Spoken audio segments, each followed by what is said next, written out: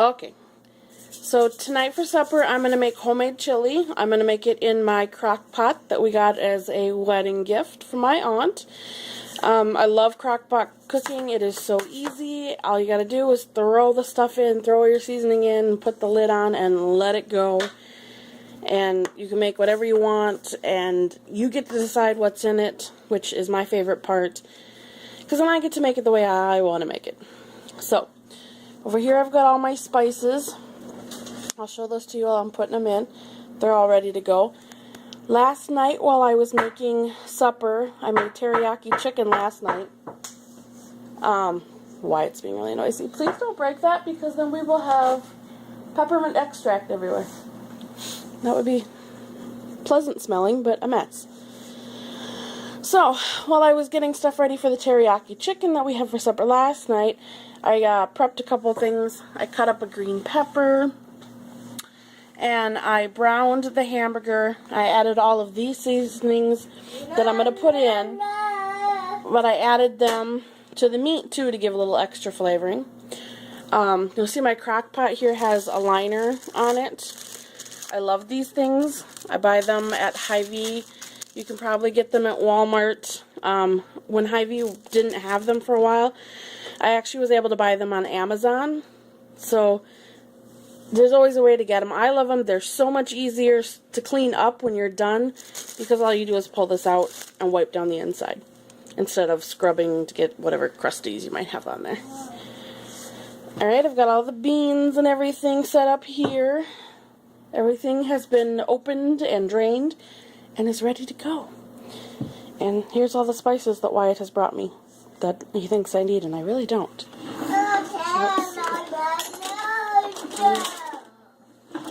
Big spoon. So, let's start throwing stuff in. Now, the beans that I pick are just whatever's tickling my fancy. I stick to the same ones for the most part. These are all great value from Walmart. That's their brand.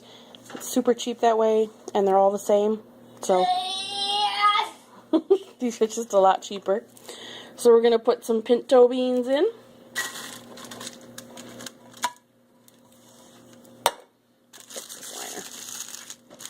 Okay. Then I've got red beans.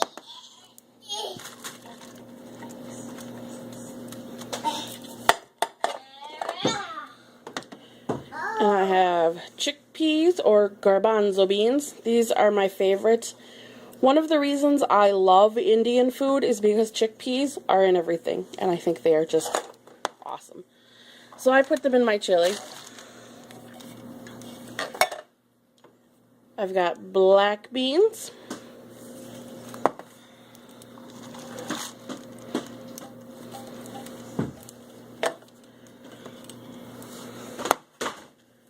Light red kidney beans. It doesn't really matter what kind of kidney beans. I usually just choose one can of some kind, light red, dark red, whatever. This just happens to be the one that I found yesterday when I was shopping.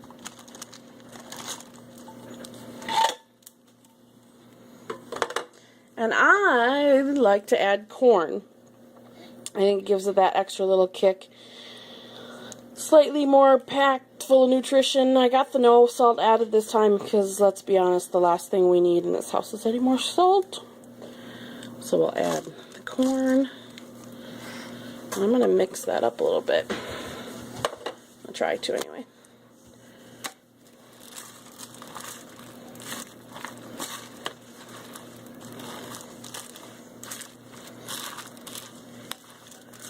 Okay.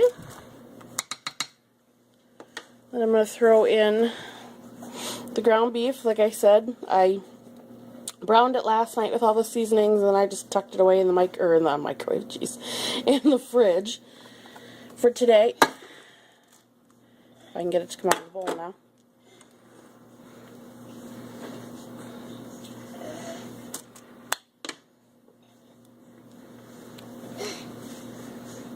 And I don't know if you could just throw hamburger in here without it being browned or not.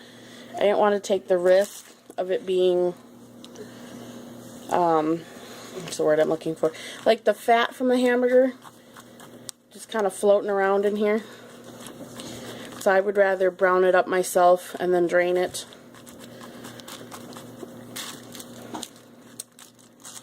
Let's mix that up.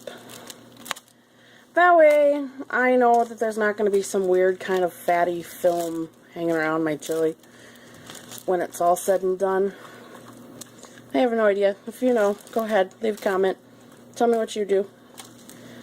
I personally just toss it all in. Alright, now I don't normally add the green peppers, but I wanted to try and up this vegetable-wise a little bit, and I love green peppers. I suppose I could have used something like an Anaheim or a jalapeno, poblano, I don't know. But this time we're going to try the green pepper and just see how that works. See if that's good or not. If it's good, I might keep doing it. If it's bad, I won't. Or I might try a different type of pepper. We will see. I'm so excited for supper tonight.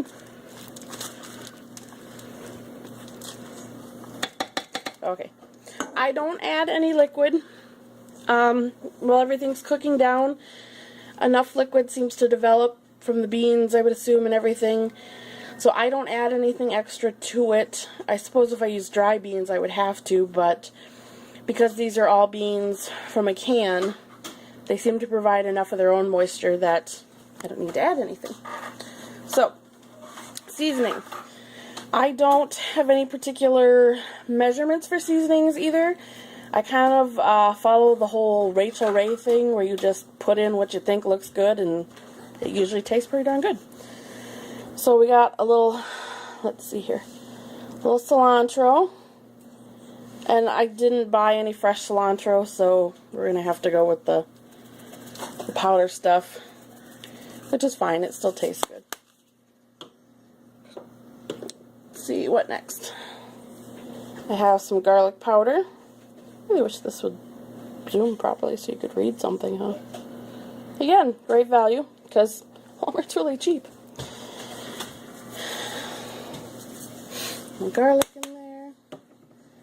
I put, this is McCormick's Hot Mexican Style Chili Powder. I like my chili spicy. I like it nice and hot, and everyone around me just has to suck it up, I guess. And last but not least, and by far my favorite, oh my god, it smells good even in the jar, this is also McCormick's Roasted Ground Cumin. I know you probably can't read that because it looks all fuzzy and it refuses to. Oh, you can kind of see it now. Anyway, roasted ground cumin. It smells amazing. It makes me think of chili. It is so nummy. It adds so much nummy flavor to the chili. And I add a lot because I like it a lot. And I'm going to have to buy a new thing soon. So, roasted ground cumin. Hot Mexican style chili powder. A little cilantro. Fresh is better, but powder works too. And some garlic powder. Which, same thing applies. I'm sure fresh garlic would be way better, but again, I don't have any. I don't have any of the jarred. I don't have any fresh garlic that I bought yesterday. I just kind of forgot all about that stuff, so I'm using the powder stuff instead.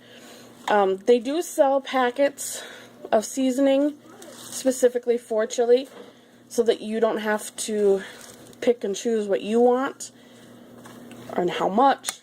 All you do is open the packet, throw it in, mix it up like this. It tastes good, but it's not spicy enough for me, so that's why I do my own. Alright, let's see here. We want this bad boy on low for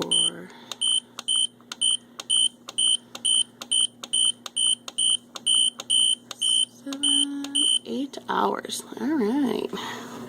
Just leave that and it'll start cooking. We grab the top, put that on, and we're good to go. So now this will sit and slow cook for 8 hours. What is it? It's 8:19 right now, so it'll be done a little before we'll be ready for supper. Actually, probably be done a lot before we're ready for supper. Depending. Although it's raining today, so Ethan probably won't be able to plow. So we might have supper quite a bit earlier today than we did the last few days because he's been out in the field.